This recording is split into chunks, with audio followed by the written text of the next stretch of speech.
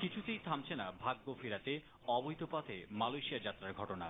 মাঝে থেমে থেমে অভিযান চললেও তাতে উদ্ধার হচ্ছে স্বল্প সংখ্যক। বাকিদের অবস্থান মিলছে থাইল্যান্ড কিংবা মালয়েশিয়ার গভীর জঙ্গলে।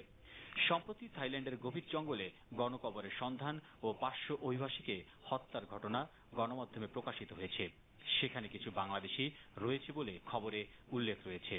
আর এই খবরে স্বজনদের অবস্থান নিয়ে দুশ্চিন্তায় নিখোঁজদের পরিবার। আপনারা আমার ছেলে ফিরে দেন। সরকারের কাছে আমরা আবেদন জানাই যে আমাদের ভাগনাকে ফেরত দিক। সরকারি পর্যায়ে সমাধানের উদ্যোগে ব্যস্ত সময় পার করেছে সংশ্লিষ্ট মন্ত্রণালয়গুলো।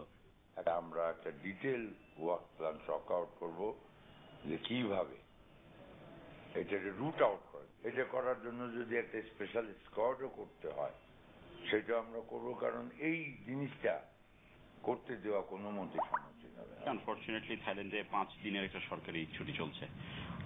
আমরা কনসুলার অ্যাক্সেস চেয়েছি যেন তাদের সাথে কথা বলতে পারি আমরা সরাসরি। আমাদের এমবাসি প্রস্তুত রয়েছে সেখানে সেই অঞ্চলে যাবার জন্য এবং সেই হাসপাতালে যাবার জন্য। তো অনুমতি সাপেক্ষে আমরা দ্রুততার সাথেই সেখানে পৌঁছাবো।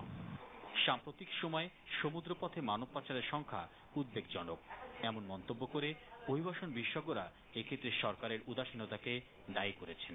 2012 থেকে আমরা বলে চলেছি সরকার এই বিষয়ে পদক্ষেপ নিতে হবে, কিন্তু সরকার কোনো অবস্থায় এই বিষয়ে কোনো পদক্ষেপ নেননি। এই উদাসীনতার ফলাফল একটা আপনি গণকবর, 2টা গণকবর দেখছেন। তো সরকার মনে করছেন সরকারের কোনো কষ্ট নাই, কষ্ট হচ্ছে সেই পরিবারটার যার মানুষ চলে গেছে। এই ব্যাপারে যারা যারা সংশ্লিষ্ট রয়েছেন, সরকার, আইন প্রয়োগকারী সংস্থা, বেসরকারি প্রতিষ্ঠান, মানবাধিকার সংস্থা, সবারই একটা সমন্বিত উদ্যোগ প্রয়োজন।